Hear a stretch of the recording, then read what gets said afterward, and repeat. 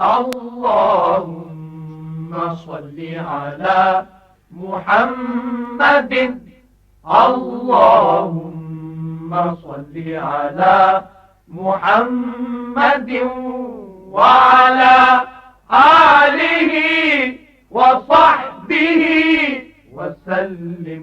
معروف عالم دین محترم ڈاکٹر سہیل حسن ضلع جیکو آباد گاؤں چانڈیا ملغانی سے احسان علی ملغانی نے پوچھا ہے کہ کسی بھی جاندار چیز کو بغیر کسی مقصد یا فائدے کے نہیں مارنا چاہیے. براہ مہربانی اس کی ہمیں تفصیلات بتا دیں، وہ کون کون سی چیزیں ہیں جن کو مارنا چاہیے جن کو نہیں مارنا چاہیے.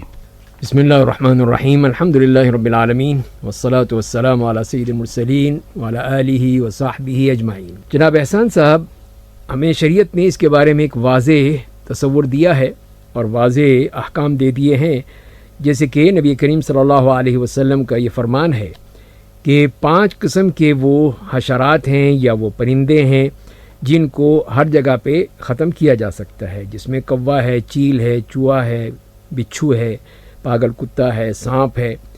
تو اس سے معلوم یہی ہوا کہ یہ وہ ان کو فواسق کہا ہے آپ نے. فواسق سے مراد وہ ہیں کہ وہ چیز جو ہمارے لیے نقصان دہ ہو سکتی ہیں، ہمارے لیے خطرناک ہو سکتی ہیں، جیسے کہ بچھو ہے اور سانپ وغیرہ ہے. یہ چیزیں جو ہیں انتہائی خطرناک ہو سکتی ہیں کسی بھی انسان کے لیے. اور اسی طرح وہ جیسے کہ آپ نے ذکر کیا ہے کہ ایسے حشرات ہیں، چیونٹیاں ہیں، لال بیگ ہیں، مچھر ہیں، یہ چیزیں جو ہیں انسان کے لیے ناقابل برداشت ہو جاتی ہیں، تو ان کو بھی اس طرح ختم کیا جا سکتا ہے. لیکن یہ یاد رہے کہ جلانے سے منع کیا ہے، کہ جلا نہیں سکتے ہیں ہم ان کو، لیکن اور کسی طرح سے ان کو ختم کیا جا سکتا ہے. جلانا نہیں چاہیے، بلکہ جو بھی ہے اس قسم کی کوئی بھی مواد ہیں اس کے ذریعے سے ان کو ختم کیا جا سکتا ہے، تو وہ کرنا اس میں کوئی حرج نہیں ہے، لیکن جلانے کی ممانعت ہے.